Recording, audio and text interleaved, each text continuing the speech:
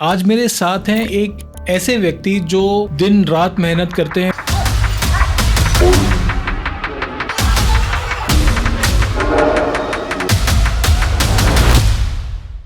वो जिम आते थे तो उनकी फिजिक अच्छी थी, तो दैट टाइम आई वाज कि यार मुझे नॉलेज है, मैं पढ़ के आया हूँ, इनकी बॉडी इनको कुछ नहीं आता। वो होता ना नया नया ज्ञान आता है और हमें लगने लगता है, और एज भी नहीं थी उतनी। छोटे घर के गरीब घर के बच्चे, कोई गांव का बच्चा बड़ा सपना देखता है ना, तो उसके घर वाले उसके आसपास वाले कहते हैं कि भाई हमारी हैसियत से बाहर है। कुछ लोग ऐसे हैं, शायद थोड़ा सा कंट्रोवर्शियल हो जाए, जो शायद बढ़ने नहीं देना चाह रहा है जस्ट बिकॉज कि उनका मार्केट उसी से ही चल रहा है। तो एक कहावत ये भी है कि भाई अगर आप एक हाथी को, एक बंदर को और एक मछली को एक ही टेस्ट करवाओगे तो तीनों की अपनी अपनी कैपेसिटीज हैं। बिल्कुल। और बैन लगा दिया, और अगर आप खेलना चाह रहे हो तो अगर मैं आया, मान लीजिए मैं आपके पास खेल रहा हूँ और मैं चले गया कहीं, फिर मैं आया कि यार सर मैं आपके फिर से खेलना चाहता हूँ, तो आप माफ़ी मांगिए। माफीनामा लिखवाते हैं। उसमें जो लोग नहीं कर पाते हैं, जिनको लगता है कि शायद हम वहाँ नहीं कर पाए, तो वो जाके इन छोटे मोटे लोकल शोज के अंदर मिस्टर इंडिया और मिस्टर वर्ल्ड जैसे टाइटल ले लेते हैं। मुझे ऐसा लगता है कि मेरे मम्मी पापा ने अपनी ज़िंदगी सेक्रीफाइस कर दी सिर्फ आपके लिए, मेरे लिए।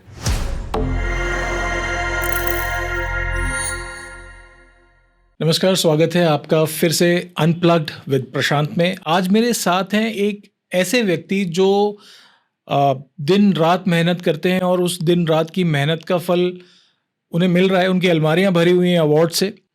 और ये आज का जो पॉडकास्ट है, ये सिर्फ एक पॉडकास्ट नहीं है, ये एक मोटिवेशन है, एक चैलेंज है जो हम अपने आप से लेते हैं। और कई बार हम किसी को दिखाने के लिए कि यार मैं भी कर सकता हूँ, even I can do it वाली फीलिंग आपको इस पॉडकास्ट से आएगी।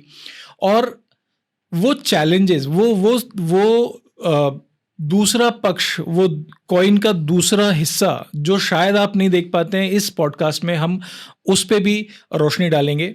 ये एक फिटनेस से रिलेटेड पॉडकास्ट होने वाला है, जहाँ पे हमारे पास आम भाषा में जिसे हम कहते हैं एक बॉडी बिल्डर, जो शरीर सौष्ठव जिसे हम हिंदी में कहते हैं, एक बॉडी बिल्डर का जीवन कैसे चलता है, वो कितनी मेहनतों से गुजरता है और कितनी हार्डशिप्स के बाद में वो वहाँ पहुँचता है, और उसके बाद भी उसे तकलीफ़ों का सामना करना पड़ता है। तो चैलेंज कभी ख़त्म नहीं होता, मंजिल कभी मिल नहीं जाती, हम हमेशा रास्ते में रहते हैं। तो उस मंजिल की तलाश में हमारे साथ में आज हैं दानिश खान। दानिश भाई, आप यहाँ आए, बहुत बहुत शुक्रिया। और thank you so much sir, आपने इनवाइट किया, आपने बुलाया और आपने जो इतनी सारी तारीफ़ करी, थैंक यू सो मच। सो देखते हैं आज क्या होता है और क्या बातें निकल कर आती हैं आपके साथ में। बिल्कुल। तो मैं दर्शकों को बता दूं, व्यूअर्स को बता दूं कि मैं दानिश को कई सालों से जानता हूं। जब दानिश बहुत शुरुआत में प्रिपरेशन में आए थे, और मैं भी तब शायद श्योर भी नहीं रहे होंगे उस समय, मतलब मैं 2013, 14, 15 की बात कर रहा हूँ। उस ज़माने में शायद श्योर भी नहीं रहे होंगे कि यार करना है भी कि नहीं करना है। बट एक चीज़ तब भी बहुत इम्पैक्टफुल थी, जो थी, और वो आज भी है, कि इनका स्केड्यूल और उनका डिसिप्लिन, कुछ हो जाए वो कभी नहीं बदलता। तो दानिश, पहला सवाल मेरा ये है जी कि कैसे सोचा है यार कि शुरू करना है, मतलब अब तो मतलब घुसना ही है बॉडी बिल्डिंग में। सर, मतलब सोचा तो कभी नहीं था, मतलब बचपन से ही बॉडी वॉडी बनाने का शौक रहा था। मतलब जब छोटा भी था तो मतलब टी शर्ट उतार लिया करता था, और बाहर निकल जाता था तो डांट भी पड़ती थी, ये क्या कर रहे हो। तो मेरे मामा ने एक बार मुझे डांटा भी, उन्होंने मुझे बाहर पकड़ लिया विदाउट टी शर्ट की, ये क्या कर रहे हो। तो मैंने उनको डायलॉग, मतलब ऐसा वो मुझे बताते हैं कि मैं छोटा था, मैं ऐसा करता, तो मैंने उनको बोला था कि पहले जाके सलमान खान को टी शर्ट पहना के आओ, उसके बाद मैं पहनूंगा। तो वो शायद वो बचपन से वहीं से था। फिर उसके बाद हॉकी खेलना शुरू करी मैंने, स्टेट लेवल तक हॉकी भी खेली। अच्छा। बट सडनली पता नहीं क्या हुआ, वो तो शायद ऊपर वाले को घुमाना ही था किसी दूसरी तरफ। तो बस जिम में स्टार्ट किया था, और पापा के साथ जाता था, छोटा ही था। पापा ने खुद ही आगे मुझे पुश किया अच्छा। कि यार तुम्हारा जेनेटिक अच्छा है, मतलब बोन स्ट्रक्चर अच्छा है, तुम्हें वर्कआउट करना चाहिए, आप शुरू कर दो, अब बड़े हो गए हो, जाने लगो। पापा ने जिम भेजा, वर्कआउट शुरू किया। फिर एक यासिर खान करके हैं, हमारे भोपाल से ही हैं। अच्छा। जो कि फ़िलहाल दुबई में, और he is well and good, मतलब उस बहुत अच्छी फिज़ीक थी और अभी भी बहुत अच्छा कर रहे हैं वो दुबई में। सो उनकी पिक्चर देखी उस टाइम फर्स्ट टाइम किसी के फ़ोन में। अच्छा। सो उस टाइम चाइना के फ़ोन हुआ करते थे। तो मैंने अपने फ़ोन में ब्लूटूथ से उनकी 25-30 फ़ोटोज़ ले ली, और बस दिन भर वही बैठ के स्वाइप करता रहता था, और मैं देखता रहता था कि यार ये कैसे होगा, ये कैसे होगा। फिर पापा को भी दिखा कि कर रहा है, तो मेरे एक कज़न होते हैं जो कि इंदौर से हैं।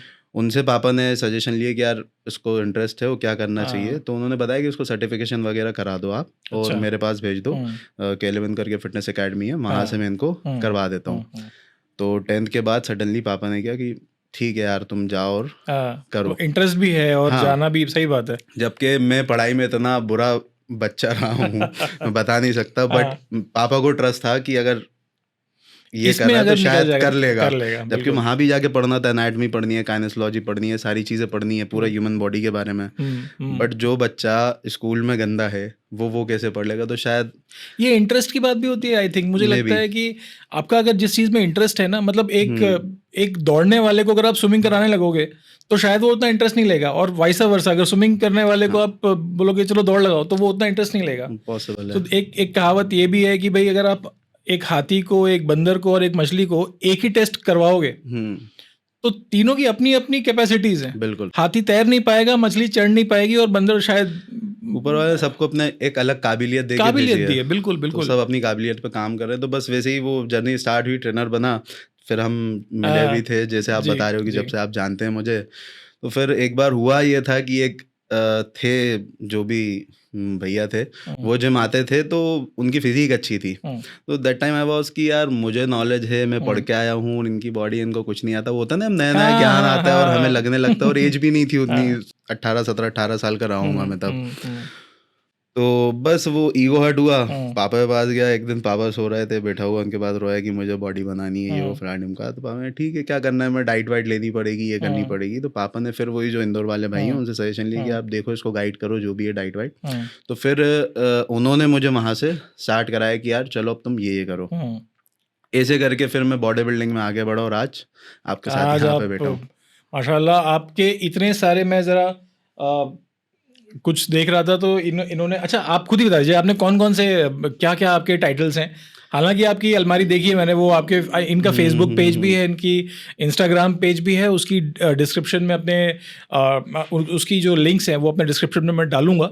बट आपके मुँह से मैं सुनना चाहूँगा क्या-क्या अचीवमेंट्स अभी तक हैं? सर देखिए, मेरे लिए फ़िलहाल जो अचीवमेंट है, जो कि मैंने अभी तक अचीव नहीं किया है, दैट इज़ आईएफबीबी प्रो कार्ड, हुँ, हुँ, और एमपी में अभी किसी के पास नहीं है, और I am the first person जो उसके लिए अभी फाइट कर रहा है एमपी से। हुँ, सो वो मेरे लिए अचीवमेंट है, बट हाँ, उसके अलावा जो अचीवमेंट है, वो भी अचीवमेंट्स ही हैं, बट मेरे लिए वो बड़ा है। तो काफ़ी सारे हैं, बट रिसेंटली जो मैंने अभी जून में 2024 में शेरू क्लासिक दिल्ली वाला खेला, उसमें मैं टॉप 5 में रहा फर्स्ट वॉव! टाइम।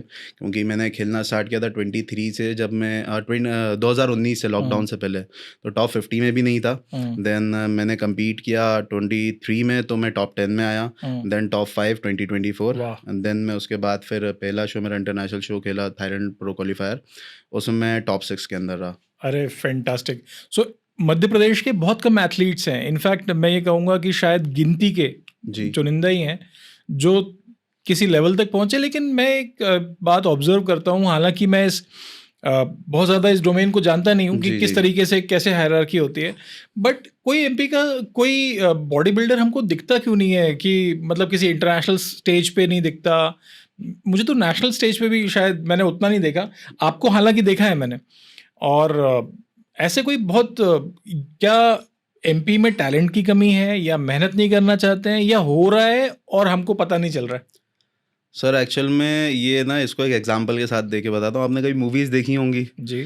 जब छोटे घर के, गरीब घर के बच्चे, कोई गाँव का बच्चा बड़ा सपना देखता है ना, तो उसके घर वाले, उसके आस-पास वाले कहते हैं कि भाई हुँ, हमारी हैसियत से बाहर हुँ, है ना? हुँ, मत सपने देखो इतने बड़े, अपन नहीं कर पाएँगे, अपन उस लीड के लोग नहीं, उस लाइन के लोग नहीं हैं। तो वैसे ही कुछ हमारे एमपी के लोगों की मेंटालिटी है, मुझे जहाँ तक मैंने हुँ, नोटिस किया है। हुँ, क्योंकि सर टैलेंट भर-भर के है, हुँ, हार्ड वर्किंग है, हुँ, सब कुछ है, कर भी रहे हैं। बस बात इतनी है, बाहर निकलना नहीं चाहते। और कुछ लोग ऐसे हैं, हुँ। शायद थोड़ा-सा कंट्रोवर्शियल हो जाए, जो शायद बढ़ने नहीं देना चाह रहा है, जस्ट बिकॉज़ कि उनका मार्केट उसी से ही चल रहा है। अच्छा कैसे? मतलब नहीं बढ़ने देने से उनका मार्केट कैसे चलेगा? सर देखिए, हमारा हिंदुस्तान बहुत बड़ा है, और हाँ, हिंदुस्तान में एक से बढ़ के एक हीरे हैं, है ना? तो हीरे इन द सेंस में, जिनको कोचेस हम जिनको कहते हैं, जी। जो अच्छे-अच्छे लड़कों को हम तैयार सुहास करते हैं। खामकर और हाँ। हम किसी बात चौगुले जी की बात कर रहे जी, थे। बिल्कुल, हुँ, बिल्कुल। तो अगर एमपी का लड़का, अगर मान लीजिए कोई बंदा है यहाँ, किसी लोकल बंदे से ट्रेनिंग ले रहा है, और वो कल को किसी बड़े स्टेज पे जाता है, तो वहाँ बड़े स्टेज पे जाने के बाद उन बड़े लोगों से उनकी मुलाकात होती है, हुँ, तो वो उनके इन्फ्लुएंस में आता है। हुँ, तो ज़ाहिर-सी बात है, वो उस तरफ थोड़ा-सा जाएगा, राइट। तो हो सकता है वो बंदा उनके हाथ से निकल जाए।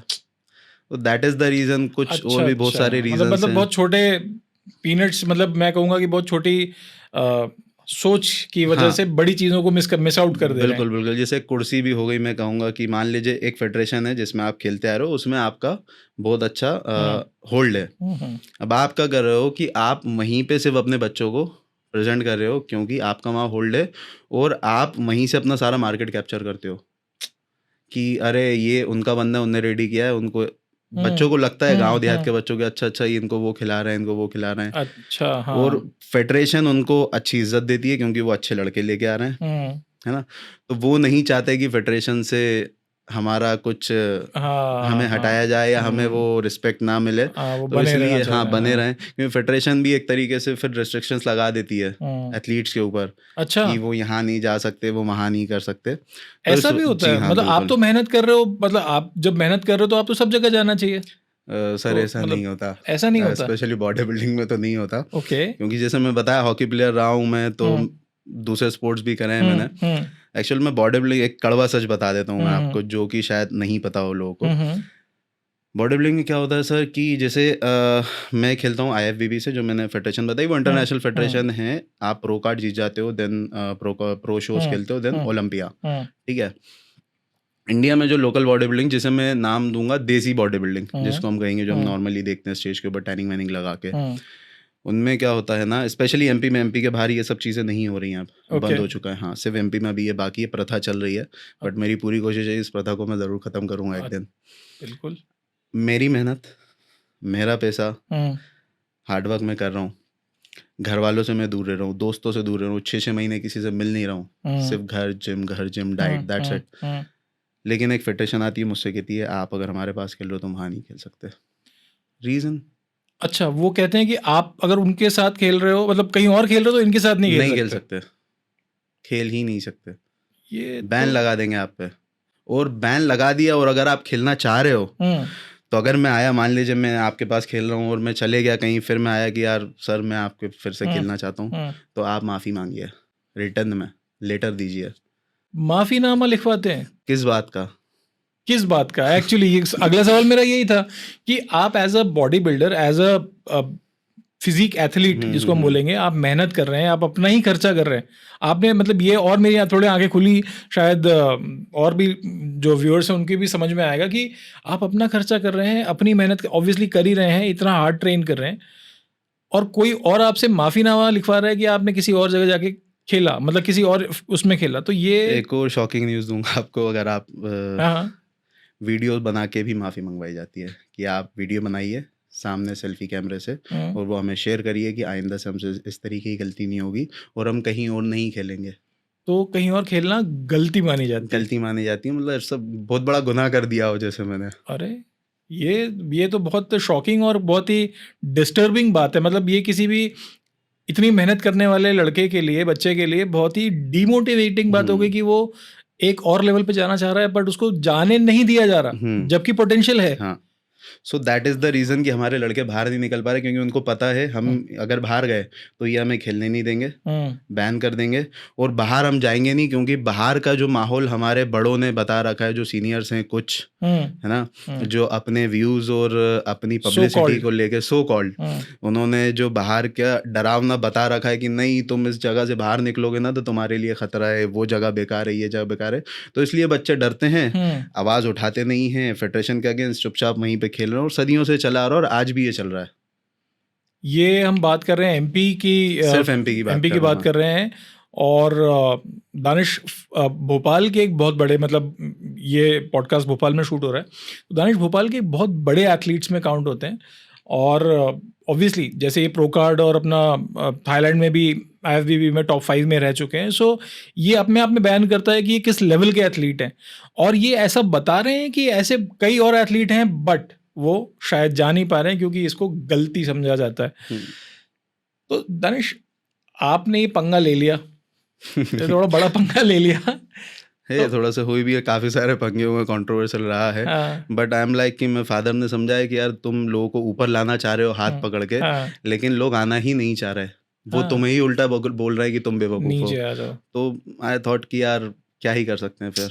ये बहुत that's a sad part of I think Indian body building and Madhya Pradesh की बॉडी बिल्डिंग। अगर कोई व्यूअर इसमें ऐसी जगह से आते हो जो कि इसमें इंटरवेंशन करके इन चीज़ों को ठीक कर सकते हो, तो आई वुड रिक्वेस्ट कि वो प्लीज़ इसमें इनिशिएट करें।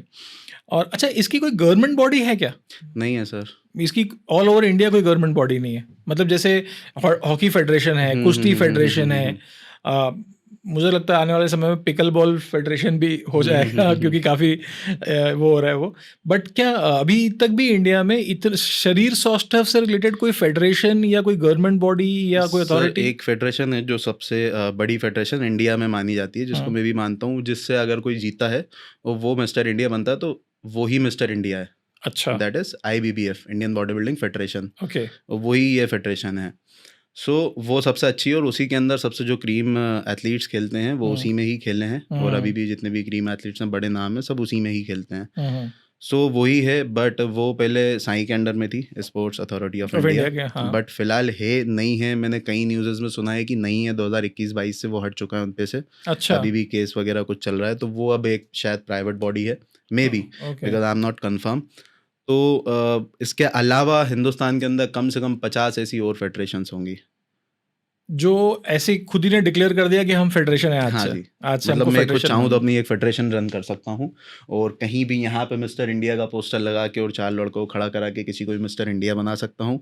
मिस्टर वर्ल्ड का पोस्टर लगा के किसी को भी मिस्टर वर्ल्ड बना सकता हूँ। है। ओहो। सो ऐसे ही हमारे भोपाल में कई सारे, भोपाल में क्या ऑल इंडिया के अंदर एक मिस्टर इंडिया नहीं है, हर गली में मिस्टर इंडिया है, हर गली में मिस्टर वर्ल्ड है, और हर गली में मिस्टर यूनिवर्स है और मिस्टर MP है।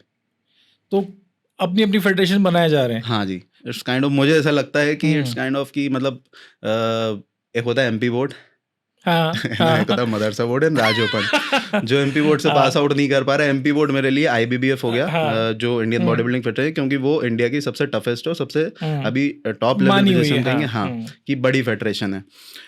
तो उसमें जो लोग नहीं कर पाते हैं, जिनको लगता है कि शायद हम वहाँ नहीं कर पाएँ, तो वो जाके इन छोटे-मोटे लोकल शोज़ के अंदर मिस्टर इंडिया और मिस्टर वर्ल्ड बन जैसे जाते टाइटल हैं। ले तो लेते हैं। मैं कहूँगा कि आपको उड़ीसा के भुवनेश्वर में भी एक मिस्टर इंडिया मिल जाएगा, भोपाल में भी एक मिस्टर इंडिया मिल एक जाएगा। नहीं, भोपाल में मैं आपको 15-20 दे दूँगा। ओ अच्छा, और प्राउडली उन लोगों ने अपनी प्रोफाइल में मेंशन किया हुआ है। हाँ, और मैं अपना बता देता हूँ, हाँ। मैंने खुद ने 2024 के अंदर 2 मिस्टर इंडिया खेले, लोकल शोज़। अच्छा, मैंने उनको विन किया। मैंने ओके। वर्ल्ड डायमंड कप खेला, हाँ। मैंने उसको ओवरऑल विन किया। हम्म, बट दैट डजंट मीन कि मैं मिस्टर वर्ल्ड और मिस्टर इंडिया बन गया, क्योंकि मुझे खुद को पता है वो नकली शोज़ थे, that just for entertainment for me, कि मैं बस अपना प्रैक्टिस के लिए खेल रहा हूँ, क्योंकि मेरे मेन शोज़ कुछ और हैं, ताकि मेरी परफॉर्मेंस इंप्रूव हो सके, Improve, पोजिंग हाँ, अच्छी हो सके। हाँ। तो मैंने वो शोज़ कम्पीट किए, और उन शोज़ को मैं कहीं पे क्लेम भी नहीं करता कि यार मैं मिस्टर इंडिया हूँ, ना कहीं पे मेंशन करता हूँ। ओहो। बट हाउएवर ये एक अचीवमेंट है, लोग आ रहे हैं, पार्टिसिपेट कर रहे हैं, it's a competition. But at the same time अगर उसकी कोई क्रेडिबिलिटी नहीं है, वो सर्टिफिकेशन, मतलब वो तो नकली सर्टिफिकेट का जो सब घपला मेरे होता है। लिए सिंपल सा है, मैं बहुत हाँ। एथिकल लाइफ जीना पसंद करता हूँ, और मैं बहुत ओपन पर्सन हूँ। आप मुझसे किसी भी चीज़ के बारे में बोलेंगे ना, बॉडी बिल्डिंग के बारे में, सब कुछ खुल के बताऊंगा, कुछ बिल्कुल, छुपाना नहीं, कुछ बिल्कुल, नहीं। बिल्कुल। तो मेरा ऐसा है कि मुझे खोखली ज़िंदगी जीना नहीं पसंद, सिंपल सी बात है। मुझे खुद को पता है कि मेरे पास जो टाइटल है वो फेक टाइटल है, तो मैं खुद को ही अगर झूठा दिलासा दे रहा हूँ, उस झूठे दिलासे के लिए मैं इतनी मेहनत कर रहा हूँ। मुगालते में जी रहा हूँ। हाँ, तो वो किस काम की है मेरी ज़िंदगी, मुझे सिर्फ समझ में नहीं, बाकी जिनको करना है वो करे, मुझे उससे फ़र्क नहीं ट्रू, पड़ता। True, true. अच्छा, आपने अपने डिस्कशन में काफ़ी बार अपने फादर का जिक्र किया। तो जब आपने शुरू किया बॉडी बिल्डिंग में आए, तो ऑब्वियसली जब आप बॉडी बिल्डिंग में आते हैं तो फैमिली को भी काफ़ी सारा वो पेन झेलना पड़ता है, क्योंकि आपकी डाइट चेंज हो जाती है, रिजीम चेंज हो जाता है। कई बार आपने कहा कि मैं कई बार बाहर बिल्कुल। रहता हूँ, तो आपके मम्मी पापा की हार्डशिप्स के बारे में बताइए, उन्होंने क्या फेस किया। मतलब एक बॉडी बिल्डर तो अपनी मेहनत बताता ही है, मैं चाहता हूँ आप ये बताएं कि परिवार क्या फेस करता है, कितने ऐसे मौके आते हैं जब उनको आपकी ज़रूरत थी और वो आप अवेलेबल नहीं हो पाए, तो ऐसा क्या क्या रहा?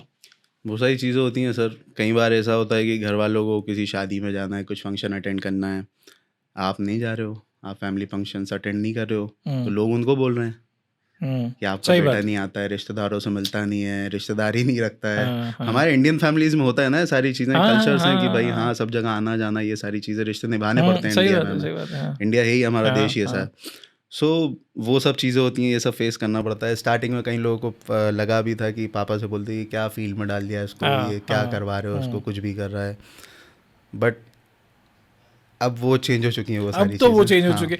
तो अभी आपने एक फेसबुक पोस्ट डाली थी जिसमें आपके फादर मदर साथ में खड़े थे और आप शायद ताज होटल जा रहे थे खाना खाने के जी लिए, जी जी।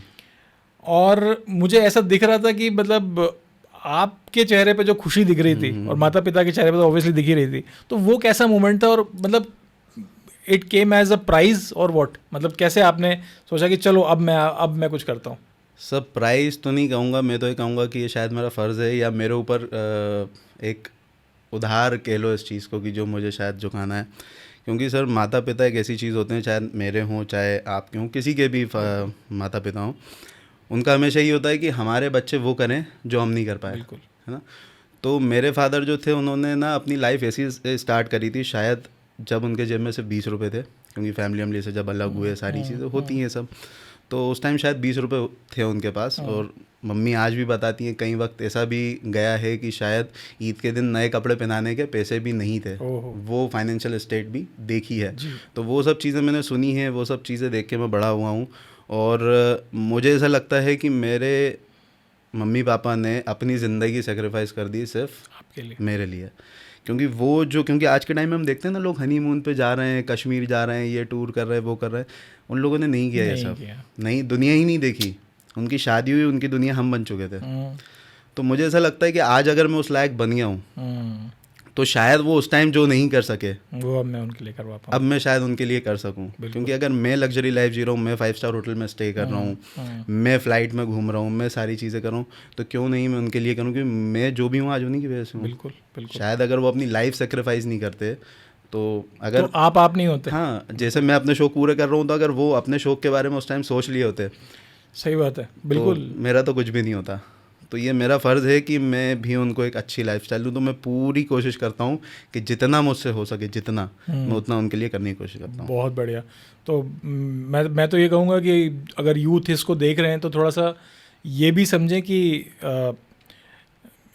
आप जहाँ पहुँच गए हैं वहाँ अकेले पहुँचे हैं या आपके साथ आपके माता पिता, आपके यार दोस्त सब साथ में हैं। सेलिब्रेशन की असली खुशी तब है जब आपके साथ सेलिब्रेट करने वाले लोग हों। तो ये एक बहुत इंपॉर्टेंट, और अपनी जिम्मेदारियों का एहसास अगर दानिश भाई तो हैं ही, हमें भी अपनी लाइफ में इसको कम से कम उतारना चाहिए। हम जहाँ भी हैं, जिधर जो भी काम कर रहे हैं, उसमें हमको ये याद रखना चाहिए कि उनके क्या सेक्रीफाइसेस हैं। इसके लिए एक छोटी सी चीज़ और बता दें, जो मुझे बिल्कुल नहीं पसंद।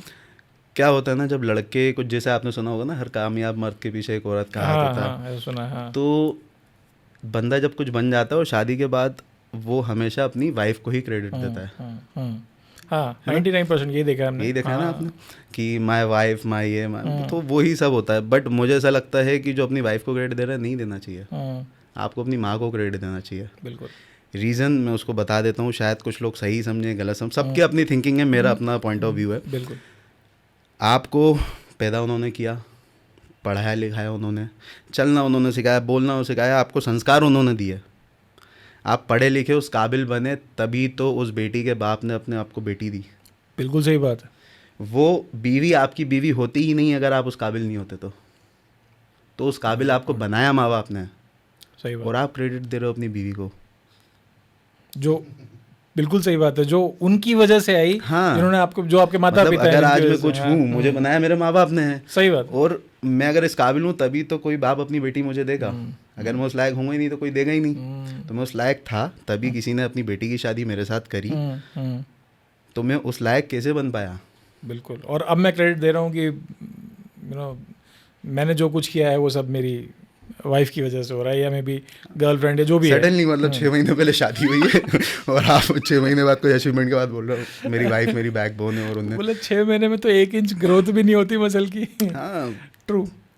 तो ये बिल्कुल, ये बहुत वैलिड पॉइंट है, और आई थिंक इससे बहुत रिलेट कर पाएंगे जो आज के यंगस्टर्स हैं और जो मतलब अभी अपने अचीवमेंट को पाने में लगे हुए हैं। एट द सेम टाइम एक और थ्रेट जो बॉडी बिल्डिंग वर्ल्ड में है, अभी कुछ रीसेंट पास्ट में कुछ अच्छे बॉडी बिल्डर्स थे जो एक्सपायर हो गए, जो जिनकी ज़िंदगी नहीं रही। तो एक एंटी फिटनेस, एक एंटी बॉडी बिल्डिंग या एक एंटी रिजीम, मतलब इस टाइप का एक कम्युनिटी खड़ी हो गई है कि भाई ये सब नहीं करना है। नहीं तो तुम ट्रेडमिल पे भागोगे तो मर जाओगे, या तुम ज़्यादा 2-4 डंबल एक्स्ट्रा कर लोगे, या जिम चले जाओगे तो तुम बचोगे नहीं, हार्ट अटैक्स हो रहे हैं, है ना। थोड़ा बहुत ये फैक्चुअल भी है कि अभी कुछ रिसेंट पास्ट में आफ्टर कोविड स्पेशली हमने देखा कि 28-25 साल से लेके 40 साल तक के लोग जो हैं वो एक दो, कुछ को तो जिम में ही कार्डियक अरेस्ट हुआ, कुछ जो है मेरे कुछ पहचान के थे, एक थे वो सीढ़ी उतर रहे थे तो उनको कार्डियक अरेस्ट हुआ।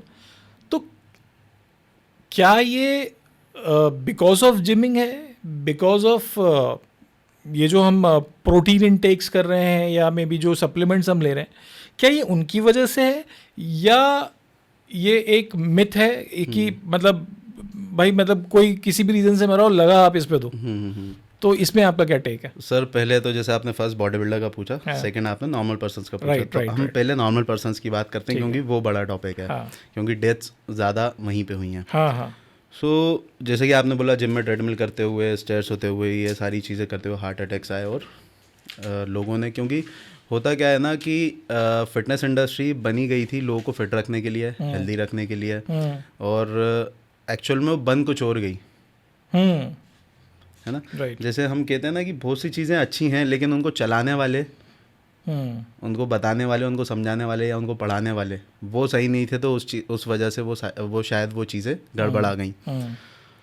तो हार्ट अटैक्स जो आना है सर, ऐसा तो है नहीं सिर्फ जो जिम जाना है उन्हीं को आ रहे हैं, सभी को आ रहे हैं। आप मीडिया से आप जानते होंगे, गरबा खेलते हुए भी हार्ट अटैक्स आए, और भी बहुत सारी कुछ ऐसी चीज़ें हैं, कहीं पे डांस कर रहे हैं, किसी इवेंट्स में है, कुछ भी हैं, हार्ट अटैक्स आए। कुछ लोग तो सडनली किराने की शॉप पे जाके दूध का पैकेट खरीदना है, वहीं पे उनको हार्ट अटैक आया, गिर गया। में काफ़ी ज़्यादा सोशल मीडिया पे चलता ही रहता है सारी चीज़ें। तो इसमें जिम का तो खैर ऐसा कोई कनेक्शन नहीं है। इसका जो मेन रीज़न मुझे पर्सनली लगता है वो ये है कि आपकी पर्सनल लाइफस्टाइल, आपका हेल्थ इश्यूज़। बिकॉज हम लोग ना कभी हमारा ब्लड वर्क नहीं कराते, बहुत रेयरली कभी किसी डॉक्टर ने करा दिया, बीमार हुए तो हो गया, नहीं तो नहीं हुआ।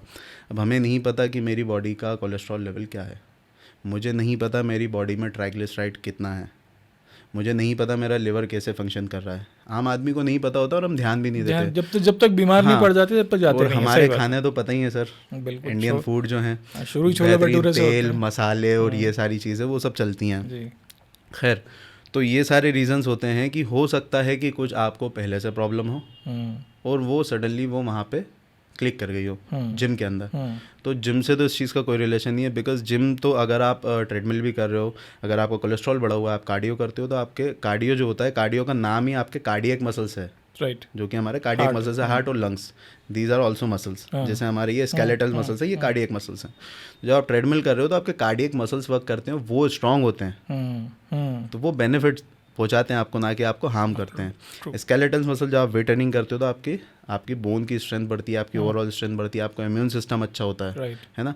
आपकी एक्टिविटी जब बढ़, क्योंकि अब एक्टिविटी उतनी बची नहीं है लोगों की, पहले के ज़माने में जो हुआ करती थी, गाड़ी में बैठे एसी ऑन किया, अब तो बाजार भी नहीं जाते, ब्लिंकिट कर लेते हैं। हाँ, तो ये एक रीज़न है कि हमें हमारी हेल्थ इश्यूज़ के बारे में पता नहीं होता और हम जिम चले जाते हैं। ये फ़र्ज़ बनता है, मुझे ऐसा लगता है कि शायद ये जिम में ऐसा हो जाना चाहिए। अगर हो जाए तो बहुत अच्छा है कि कोई भी अगर मेंबर आता है, उनको लगता है कि मतलब विजिबली भी कई लोग दिखते हैं कि यार ये काफ़ी अनहेल्दी दिख रहे हैं, है ना। कई लोग ऐसे होते हैं नहीं दिखते बट इंटरनली होते हैं, तो जो दिख रहा है उनको लग रहा है, तो एक बार उनका ब्लड वर्क करा लेना चाहिए। उस ब्लड वर्क के अकॉर्डिंग उनका ट्रेनिंग प्रोटोकॉल बनना चाहिए। सो वैसे ही जैसे आपने बोला कि भाई हम स्विमर से क्रिकेट नहीं खिला सकते हो, क्रिकेटर से स्विमिंग नहीं करा सकते, तो उनका हार्ट उस पोजीशन में नहीं था कि वो उतनी इंटेंस ट्रेनिंग कर सके, उनको धीरे धीरे स्टार्ट कराने की ज़रूरत है। और पहले आप ब्लड वर्क करा लो, देन उसके अकॉर्डिंग वर्कआउट प्लान हो जाने चाहिए, डाइट उनकी ठीक करवाइए। एक और रीज़न इसमें आ जाता है, जैसे सेलिब्रिटीज़ भी कई सारे गए हैं, कुछ जिम के अंदर गए हैं, है ना। तो सेलिब्रिटीज़ की सर लाइफस्टाइल जो होती है ना उनकी, बहुत हेक्टिक होती है। सुबह शूट, शाम में शूट, इधर जाना है उधर जाना है, कभी कभी 2-2 दिन सो नहीं पाते हैं। और जब इंसान सो नहीं पाता है तो एक्स्ट्रा कैफीन कंज्यूम करता है, कैफीन बीपी शूट करता है, राइट। तो जब आप सोते नहीं हो ना, तो ऑलरेडी आपकी बॉडी हाइपरटेंशन के अंदर होती है ना। उसके बाद आप इतना कैफीन कंज्यूम कर रहे हो, तो कुछ रीज़न ये भी होता है कि आप सोए नहीं हो इतने टाइम से, इतना कैफीन कंज्यूम किए हुए हो, और उसके साथ अगर इस तरीके की आपका लाइफस्टाइल है तो ये सारी चीज़ें हो जाती हैं। तो मुझे ऐसा लगता है सेलिब्रिटीज़ का शायद ये रीज़न रहा होगा। और उसके अलावा भी सेलिब्रिटीज़ क्या करते हैं कौन जाने। ट्रू। खैर, तो अब हम बात करते हैं बॉडी बिल्डर्स के बारे में। बॉडी बिल्डर्स जो हैं, बॉडी बिल्डिंग में जैसे सभी जानते हैं कि सर सप्लीमेंट्स को अब तो फ़िलहाल थोड़ा बहुत रिकग्निशन मिल गया है, लोग हाँ। समझने लगे कि यार अच्छी चीज़ होती है, बट उस पर बात करेंगे हम। एनाबॉलिक स्टेरॉइड, ये सारी चीज़ों का यूजेस काफ़ी है बॉडी बिल्डिंग के अंदर स्पेशली। और सिर्फ बॉडी बिल्डिंग में नहीं है, ये चीज़ मैं आज क्लियर कर देता हूँ आपके ये पॉडकास्ट के थ्रू, क्योंकि आधी से ज़्यादा हिंदुस्तान की, आधी से ज़्यादा क्या 100% हिंदुस्तान की जनता को यही लगता है कि बॉडी बिल्डर्स ही हैं जो एनाबॉलिक स्टेरॉइड यूज़ करते हैं। कबड्डी में यूज़ हो रहा है, पावर लिफ्टिंग में यूज़ हो रहा है, अच्छा, स्विमर्स यूज़ कर रहे हैं। स्विमर्स भी यूज़ कर रहे हैं? हाँ, अच्छा, मतलब जो जहाँ पावर लग रही है, हम्म जहाँ एंडोरेंस चाहिए, यानी कि एथलेटिक्स वाले भी कई सारे ऐसे हैं जो यूज़ करते हैं अपनी परफॉर्मेंस को इन्हांस करने के लिए। ओके, कुछ लीगल ड्रग्स हैं, कुछ इलीगल ड्रग्स हैं, बट इन्हांस तो कर रहे हैं, राइट है ना? राइट। तो सिर्फ बॉडी बिल्डिंग ही ऐसी इंडस्ट्री नहीं है जहाँ पे इन सब चीज़ों का यूज़ होता है, सब जगह हो रहा है। बस बॉडी बिल्डिंग ऐसी जगह है जहाँ पे आदमी लेता हुआ दिख जाता है, क्योंकि उसकी फिजिक विजिबल हो जाती विजिबल है। हो जाती है, ट्रू। तो बॉडी बिल्डिंग सिर्फ ऐसी जगह नहीं इसी है। को डोपिंग, मतलब आई हाँ। थिंक डोपिंग और ये रिलेटेड ही, यही अगर हाँ, कोई इलीगल आपने हर कुछ स्पोर्ट्स लिया में डोपिंग होती है। क्यों होती है? तो अपनी परफॉर्मेंस को एनहांस करने के लिए, तो okay, मतलब right, कर ही right. रहे होंगे ना, तभी हाँ, तो वहाँ तभी पे तो। मतलब अगर चोर हैं हाँ। सिटी के अंदर, तभी तो पुलिस बैठी है ना। जब सही बात क्राइम है। होगा ही नहीं तो पुलिस बैठेगी क्यों? क्यों? सही बात है, सही बात है। तो क्राइम था इसीलिए पुलिस बैठी हुई है, इसलिए वहाँ पे डोपिंग हो रही है, हर स्पोर्ट्स में हो रही है। तो भाई कोई भी स्पोर्ट्स वाले कमेंट्स में आके कुछ बोलने मत लगना, I am sorry for that, but सच बोलना मेरा काम है। काम है, बिल्कुल बिल्कुल। नहीं, ये एक बहुत इंपॉर्टेंट बात बोली आपने। बट बॉडी बिल्डिंग में जो डेथ हो रही है सर, सबसे इंपॉर्टेंट रीज़न मैं बता देता हूँ। दो ऐसी चीज़ें हैं जो बहुत बहुत बहुत ज़्यादा यूज़ हो रही हैं, वो सिर्फ मार ही नहीं रही हैं, जो ज़िंदा हैं उनको भी जीते जी मार रही हैं। अच्छा। उनकी लाइफ स्पॉइल कर दे रही है, mentally, physically, everything. टर्मिन। Mephentermine sulphate और एम्प आता है एडिनोसाइन मोनोफॉस्फेट। ओके। ये इंट्रावीनस ड्रग होते हैं। ये एम्प जो है डॉग्स को दिया जाता है रेसिंग के लिए, हॉर्स को दिया जाता है रेसिंग के लिए। मतलब जानवरों की जो दवाइयाँ हैं हाँ। बेसिकली, वैसे हम बात करें तो घोड़े को लगाने वाला जो इंजेक्शन है वो। हाँ, मतलब रेस वेस में उनको फास्ट रन कराने के लिए, उनका एड्रेनलिन जो हार्मोन है उसको रश करने के लिए, जिससे वो एकदम क्विक रिएक्ट हो सकें, एग्रेसिव होकर अपना ट्रेन कर सकें। तो वही चीज़ें बॉडी बिल्डर्स यूज़ कर रहे हैं आज की डेट में। बिकॉज टर्मिन क्या करता है, आपके ब्रेन को बिल्कुल सुन कर देगा। अच्छा। आप 3-3, 4-4 घंटा ट्रेनिंग करते रहोगे, आपको समझ नहीं आएगा, समझ ही नहीं आएगा, और आप करोगे, आपको मज़ा आएगा, और इन दैट टाइम आप जिम में फील करोगे आई एम द बेस्ट। अब मसल तो बनेगी ना, क्योंकि ट्रेन तो आप फिजिकली कर ही रहे हो। You feel like Shahrukh Khan कि मैं ही हूँ, मेरे अलावा कोई भी नहीं है, मैं हल्क हूँ भाई, मैं कुछ भी कर दूंगा, मैं मेरे सामने मत आना। और उसके मेजर साइड इफेक्ट हैं कि भाई आपको इम्पोर्टेंसी हो सकती है, ओके। किडनी फेलियर, रात रात सोते नहीं हैं लड़के, जैसे ही मैंने बताया, रात को नहीं सोगे, और ये सारी चीज़ें एड्रेनलिन रश में कैसे सोएगा व्यक्ति? नहीं सोते, रात रात भर नहीं सोते लोग, और बहुत ज़्यादा डिहाइड्रेशन होता है उससे। कई लॉन्ग टर्म का सबसे बड़ा साइड इफेक्ट है कि आप कोमा में जा सकते हो।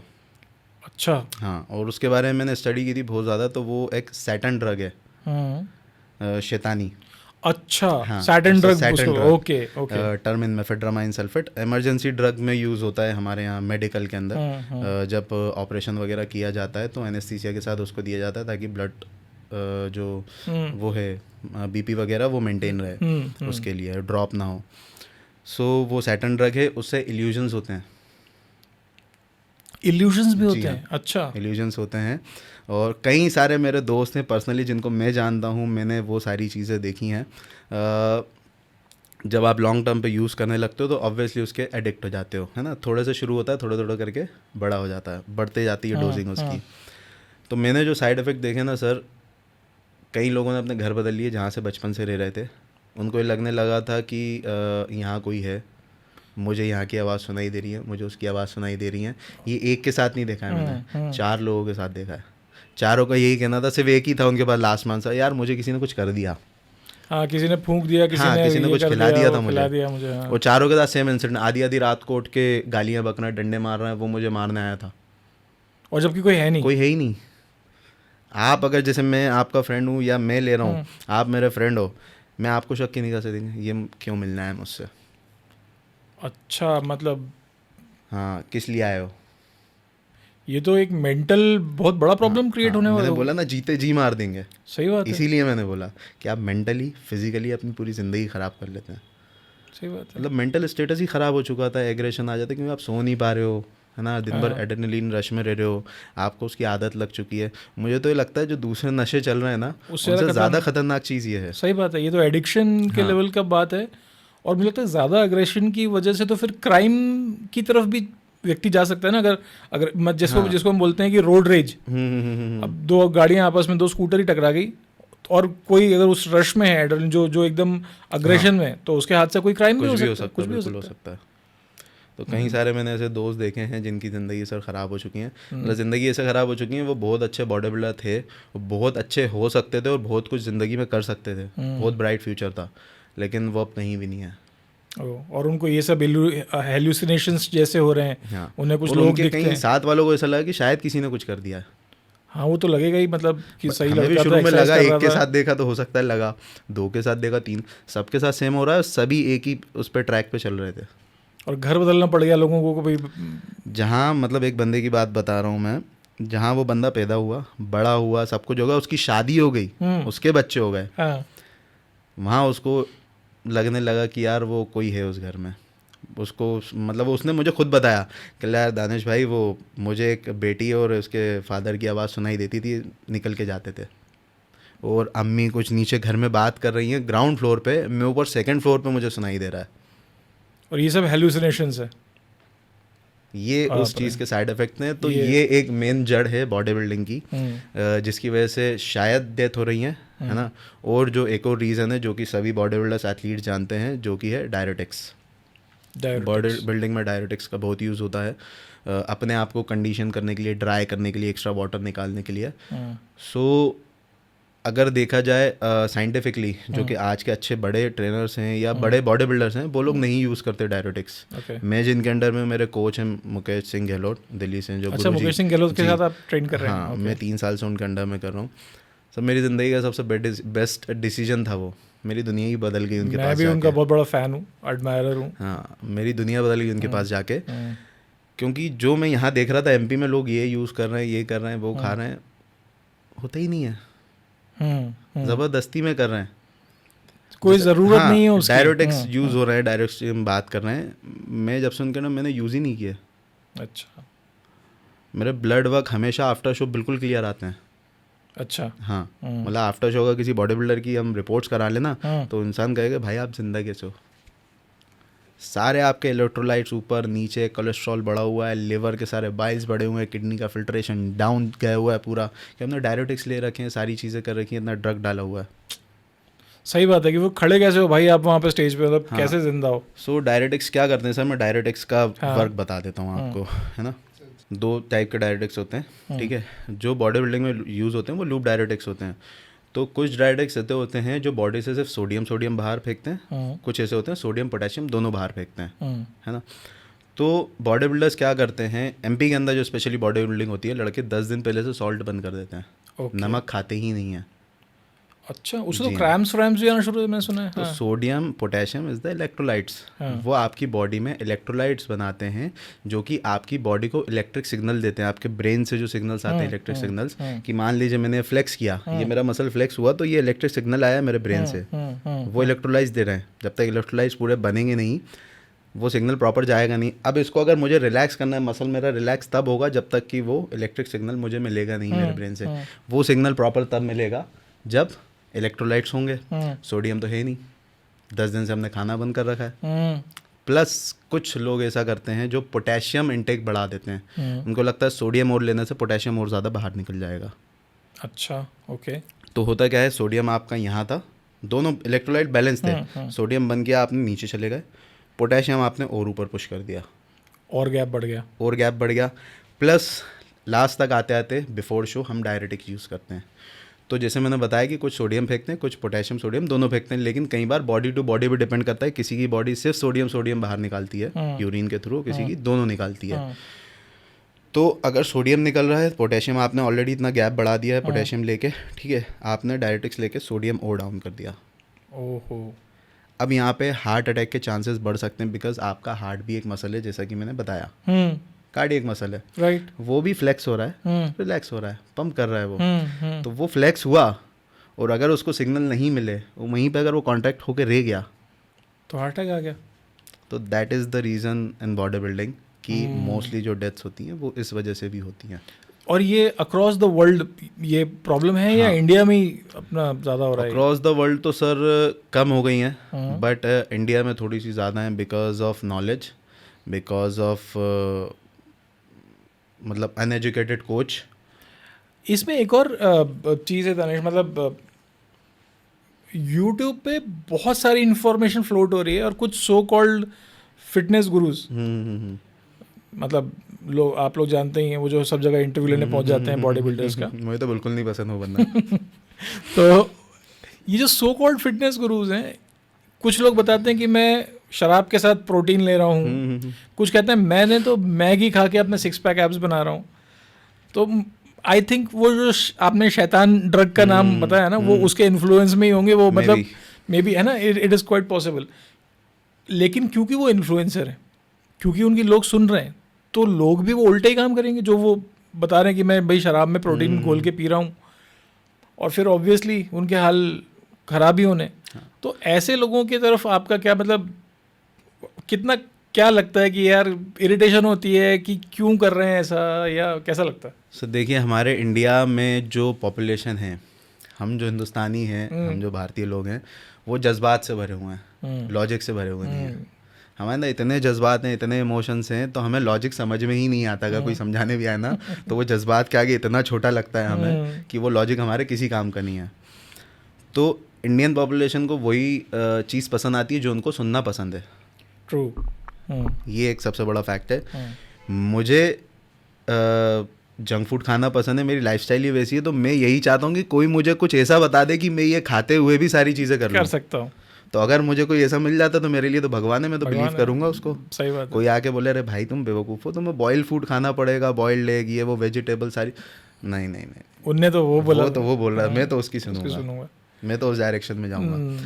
तो जितने भी समझदार लोग हैं, पढ़े लिखे लोग हैं, और आप अगर लॉजिकली देखें तो क्या आपको लगता है कि मैगी खा के हम कुछ कर सकते हैं? क्यों नहीं लगता, मतलब मुझे आप देख लो मैगी खा के ऐसे हुआ। तो हाँ, वो पॉसिबल नहीं है। ऐसे लोग जो हैं, मतलब उनकी खुद की बात बता रहा हूँ, दे आर इन्फ्लुएंसर, जैसा कि आपने खुद कहा, they are very smart influencer, amazing, brilliant. उनको पता है कि मार्केटिंग कैसे करनी है। बस सच का कुछ भी हो, हाँ, मार्केटिंग कैसे करनी है ये मार्केटिंग। उनने नेगेटिव मार्केटिंग करी है ना, उनने जब वो चीज़ें करी ना, उनको कैरी मिनाटी ने रोस्ट किया। उस बंदे को तब तक सिर्फ फिटनेस इंडस्ट्री के ही लोग जानते थे। जिस दिन उसको कैरी मिनाटी ने रोस्ट कर दिया, और वो कंटेंट बनाने के बाद वो आदमी हर एक उसके अंदर कैटेगरी के अंदर फेमस हो गया। बिल्कुल, फिटनेस इंडस्ट्री से बाहर निकल के, क्योंकि फिटनेस इंडस्ट्री है, फैशन इंडस्ट्री है ना, हेल्थ है, फूड है, बहुत सारी चीज़ें, लेकिन वो बंदा सब में पॉपुलर हो गया पैसे छापने के तरीके से। वो वहीं तक सीमित था, लेकिन बाहर आ गया। उनके एक इंटरव्यू में उनको एक ने पूछा, ऐसी ही पॉडकास्ट था, कि आप स्मोक करते हुए सबको बता रहे हो कि मैं वो फलाना ढिमका ऐसा कर रहा हूँ, वैसा कर रहा हूँ, तो इससे क्या गलत यूथ को मैसेज आ रहा है? तो उस बंदे ने साफ बोला, मैंने किसी को कहा नहीं है स्मोक करने को, मैं स्मोक करते हुए बता रहा हूँ, मैं कुछ बोल रहा हूँ, आप वो चीज़ देख के आप वो करो, आप बेवकूफ़ हो। मतलब वो एक्चुअली अपने ऊपर से हटा दिया, ऐसा कदम चढ़ा दिया कि हमने तो नहीं किया भाई, अब आप इंटरप्रिटेशन में ले रहे हो। तो सिगरेट लेके बैठा हूँ और मैं कह रहा हूँ कि सर वो ऐसा अंडे खाना चाहिए, ये वो, और आप मुझे देख रहे हो, आप अंडे पे नोटिस नहीं कर रहे हो, आप सिगरेट पे नोटिस कर रहे हो।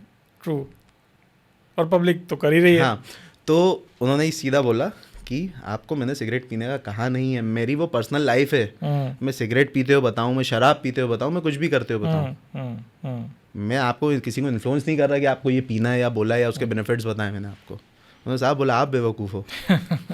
हाँ, तो और एक्चुअली मतलब पब्लिक का भी क्या ही करें, वो तो अभी रिसेंट की उनकी अगर शायद आपने वीडियोस देखी हैं, तो अब वो जो चीज़ें उन्होंने बनाई है ना, उसको वो क्रॉस कर रहे हैं कि यार वो गलत कर दिया। अब वो खुद ही आके उसको कर रहे हैं, क्योंकि उनको पता है वो नेगेटिव मार्केटिंग हो गई। अब मुझे उसको कैसे टर्न करके वापस उसको पॉजिटिव में कन्वर्ट करना है, वो अब वो उस चीज़ को बताना है। ये मतलब, और इसका पूरा नुकसान 100% नुकसान पब्लिक को होता है जो उसको ब्लाइंडली फॉलो कर लेते हैं। 100% सर।